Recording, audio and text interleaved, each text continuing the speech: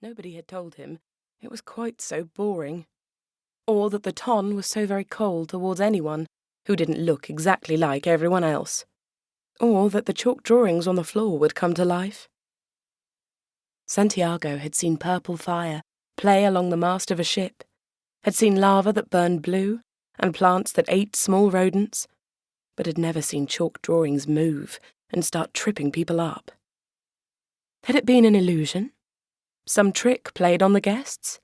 After all, nothing here was as it seemed, including him. He could still hear people screaming and bellowing as he stepped into a flower bed and looked around. None of that was entirely necessary, he thought.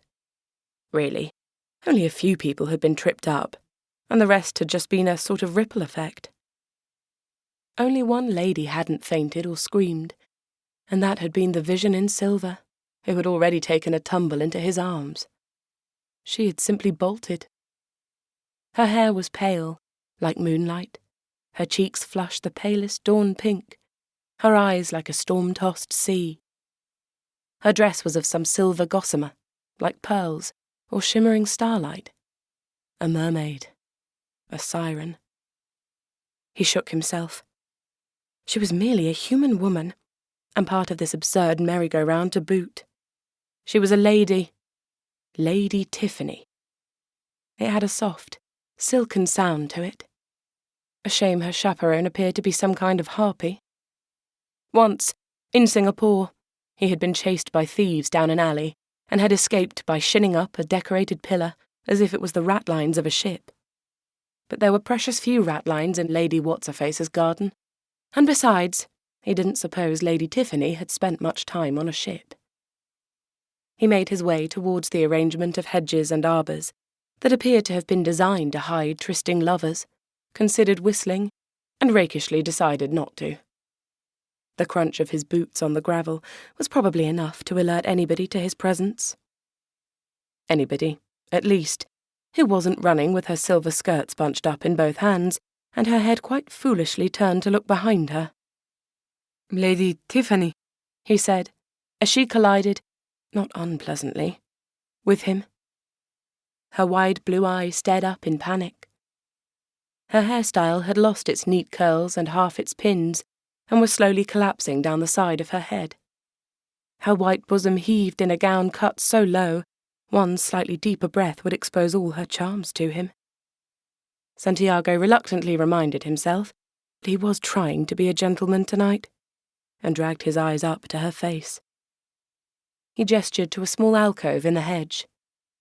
"I think we're alone now," he said. The pirate led her to an alcove, with a bench tucked into it. A stone lion gazed out despondently at the early roses. "Sit down. Are you all right?" Tiffany stared up at him.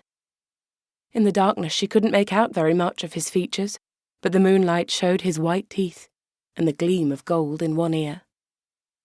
Perhaps he really was a pirate, the kind who kidnapped innocent travellers and sold them on the Barbary coast. He had an accent Tiffany couldn't work out, but that was probably because Tiffany never met anyone who didn't have the exact same accent she did. But why would he be at this ball? How had he got in? "Why are you wearing green?" she blurted.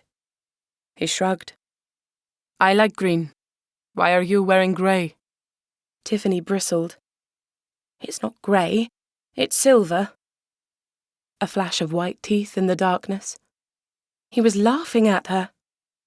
"My mistake," said the pirate gravely. "Gentlemen don't wear green in the evening," Tiffany told him. "I noticed," he said. "Don't you find it dull?" Tiffany blinked at him. Yes, she did, but she'd never allowed herself to think it before. Gentlemen wore black in the evening, with snowy white linen, and that was simply how things worked. Nobody questioned it.